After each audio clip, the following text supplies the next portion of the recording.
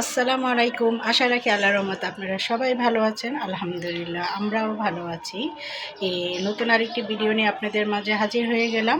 তা আজকে ভিডিওতে আপনাদের সাথে কি শেয়ার করব সেটা দেখতে হলে কিন্তু সারাদিন আমার সাথে থাকতে হবে।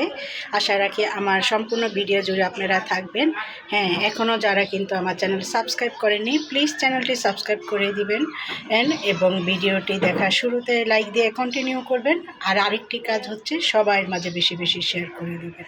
তো আমার সাথে চলুন আজকে কি আপনাদের সাথে শেয়ার করব। প্রতিদিনের মতো আজকেও সকালবেলা বিছানা সব গুছিয়ে নিয়েছি। এখন চলে যাব হচ্ছে রান্নাঘরে। আর এখানে তো ছেলে সকালবেলা উঠে পড়তে বসে গেছে। সবাই তার জন্য দোয়া করবেন। টেস্ট শেষ, এখন তো ফাইনালের জন্য প্রিপারেশন নিতে হবে। তা আমি এখন রান্নাঘরে কি করব আজকে সেটাই শেয়ার করি। প্রতিদিনের মতো আজকেও সকালে রুটি বানাবো আর ভাজি করব, ডিম ভাজবো, চা রান্না করব। আর এখানে ছেলে হচ্ছে ভাত ভাজা খাবে, ছেলের জন্য আলাদাভাবে ভাত ভেজে দিচ্ছি, সে রুটি খাবে না। আর এই তো ছেলের ভাত ভাজাও কিন্তু হয়ে গেল। এখানে আমাদের ভাজিও হয়ে গেছে, আমরা নাস্তা করেও ফেলেছি। তো নাস্তা করে শেষের বাবু অফিসে চলে গেল। আর আমি এখানে যে সকালের থালাবাটিগুলো ছিল সেগুলো সব ধুয়ে ফেলতেছি। আর ওইখানে ঘরটা পরিষ্কার করা আছে। আর থালাবাটিগুলো ধোয়া থাকলে দেখা যায় যে কাজের ঝামেলা কিছুটা কমে যায়। আর এই যে সব কিছু আমি এক এক করে সব কিছু সুন্দরভাবে ধুয়ে তারপর পানি ঝরিয়ে রাখছি। আর পানি যখন ঝরানো হয়ে যাবে তখন আলাদাভাবে থালাবাটি রেখে এগুলো উঠিয়ে রাখবো। আর আজকে আমি একটু বানাবো হচ্ছে মানে আমার চুলে তেল দেওয়ার জন্য একটা মানে তেলের প্যাক। সেটা আপনাদের তো আগেই বলেছিলাম যে সেটা আপনাদের সাথে আমি একদিন শেয়ার করব। তো ভাবছি যে আজকে বানিয়ে ফেলি। আর অনেক আগেই যে আমি তেলটার সাথে কি কি মিক্স করব সেগুলো আনিয়ে রেখেছিল, কিন্তু সময়ের জন্য আমি বানাতে পারিনি। আর এই যে দেখতে পাচ্ছেন প্যারাশুট, আমি কিন্তু বরাবর মাথায় প্যারাশুট তেলই দিয়ে থাকি। আর এখানে নিয়েছি হচ্ছে এই যেটা হচ্ছে এখানে ছিল এই যে দেখতে পাচ্ছেন কালো জিরা, কালো জিরাগুলো কিন্তু খুব সুন্দর ছিল।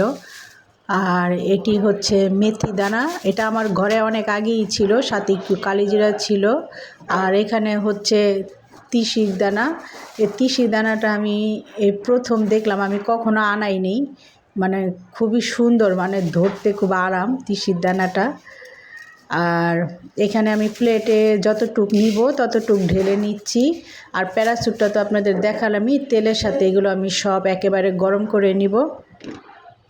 আর এই যে তেলটা আমি মোখাটা খুলে একটা সুন্দর শুকনা হাঁড়িতে সম্পূর্ণ তেলটা ঢেলে নিচ্ছি। আমি কিন্তু চুলা অফ করা ছিল, আপনারা চুলা অফ করে তেলটা ঢেলে তারপরে যে তিসির দানা, কালো জিরা, মেথি এগুলো সব ঢালবেন। এটার সাথে কিন্তু পেঁয়াজের রস আরও অনেক কিছুই দেওয়া যায়, কিন্তু এগুলো আমি দিলাম না। মানে এগুলো করতে গেলে এখন আবার অনেক ঝামেলা, তাই যেগুলো আছে সেগুলো দিয়েই করতেছি। আর এই তো এগুলি সব মিক্স করার পর আমি কিন্তু চুলাটা অন করে দিয়েছি। এটা আমি 10 থেকে 15 মিনিট মাঝারি আঁচে এই তেলটাকে আমি গরম করে মানে এই তিসি দানা, কালো জিরা এগুলির সাথে গরম করে নিব। আমার গরমও হয়ে গেছে, তারপর আমি চুলাটা বন্ধ করে দিলাম। চুলাটা বন্ধ করে ঠান্ডা করে নেবেন। ঠান্ডা করে তারপরে আপনারা বোতলে ভরে নেবেন। আর নারিকেল তেলের বোতলটা যেহেতু মুখটা খুব ছোট ছিল, দেখা যায় সেটা ঢালতে গেলে পড়ে যাবে, তাই আমি আলাদা আরেকটা পাত্রে ঢেলে নিলাম। আর এই যে দেখতে পাচ্ছেন এটাকে মনে হয় চুঙ্গা বলা হয়, এটা দিয়ে যদি তেলের মুখ ওই যে মুখটার ভিতরে ঢেলে করেন তাহলে কিন্তু নিচে আর তেলটা পড়বে না। এই যে দেখেন আমার একটুখানিও কিন্তু তেল পড়েনি। আর এই যে বাকি যে তিসি, কালিজিরা এগুলো যে আমি ছাকার পরে রয়ে গেছে, এটা কিন্তু আমি ফেলে দিব না। এটা আমি আরেকদিন বেটে তারপর চুলে একটা প্যাক করে দিব। এখানে কিন্তু আমার তেলটাও হয়ে গেল। হওয়ার পর এটা হচ্ছে বিকেলের সময়, তাই ভাবলাম বিকেলের সময় একটু পিঠা বানিয়ে নিই। এই মানে ঘরে একটু ওই ছিল, গুড় ছিল, ছেলে অনেক দিন ধরে চাচ্ছিল সে কুলি পিঠা খাবে, তাই ভাবলাম যে তাকে কয়েকটা কুলি পিঠাও বানিয়ে দেই। আর এই যে দেখতে পাচ্ছেন পিঠা বানানোর পর আমার সুন্দর করে আমি ভেজেও নিয়েছি। ছেলে আবার একটু মুসমুসা পছন্দ করে। ভাজার পর আমি অন্য একটা পাত্রে উঠিয়ে নিলাম। কিছু ময়দা ভেজেছিল, ভাবলাম এটা ফেলে না দিয়ে কয়েকটা নিমকি বানিয়ে ফেলি। ঘরে যেহেতু কালো জিরা ছিল, ময়দার সাথে কিছুটা কালো জিরা দিয়ে তারপর এটা দিয়ে ভাবছি একটু নিমকি বানালে তাহলে আর ময়দাটা ফালানো যাবে না। তাই এটা দিয়ে যে কয়টা নিমকি হয় সেভাবেই আমি গোলাগুলো কেটে নিলাম।